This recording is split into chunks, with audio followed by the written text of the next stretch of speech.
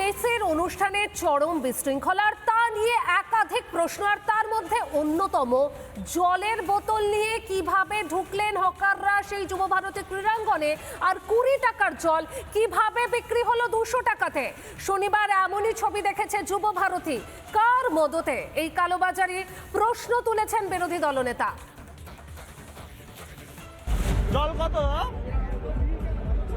জল কত? জল কত? 200 টাকার জল খাও। 35 টাকা। একদম ভুল শোনেননি। 200 টাকাই দাম জলের বোতলের, যেটা আপনি 20 টাকায় কিনে থাকেন।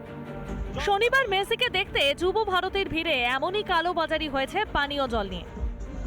200 টাকার জল খাও। কে বা কারা 10 টাকার চিপসকে 100 টাকায়, 20 টাকার চাউমিনকে 150 টাকায়, 20 টাকার জলের বোতলকে 200 টাকায় বিক্রি করলো, যা ভিডিওতে আপনারা নিজেরা প্রত্যেকে দেখেছেন। জলের দাম শুনেই গলা শুকিয়ে গিয়েছে অনেক মেসি ভক্তের। তারপর আবার মেসির দর্শন পাননি। ক্ষোভে মাঠে বোতল ছোড়েন অনেকে। অথচ মাঠে জলের বোতল নিয়ে যাওয়া নিষিদ্ধ ছিল, কিন্তু যুব ভারতীর ভিতরেই বোতল ভর্তি জল বিক্রি হয়েছে। কালোবাজারির সুযোগ করে দেওয়া হয়েছিল।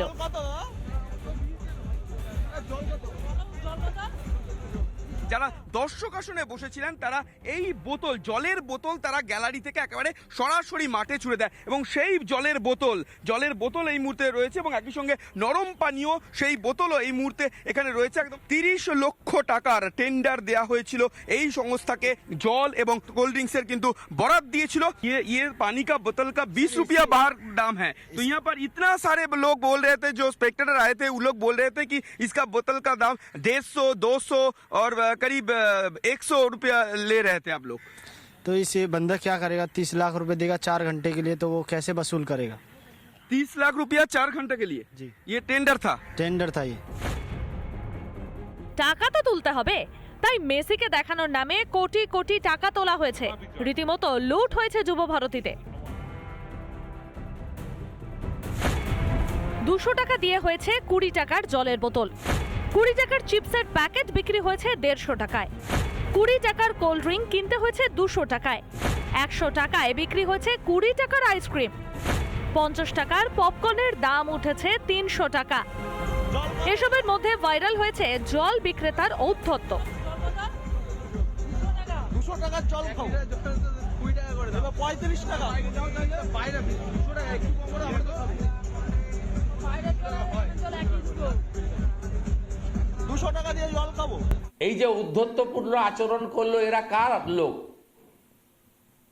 এদেরকে অরূপ স্বরূপ আমদানি করলো না সুজিত বসুরা? এই যে এরও তদন্ত হওয়া দরকার। এই লোকটাকে ডেকে জিজ্ঞেস করা উচিত যে তোমাকে কে পাঠিয়েছে। চাকরি চুরি, কয়লা চুরি, এবার খাবার জলেও কালোবাজারি।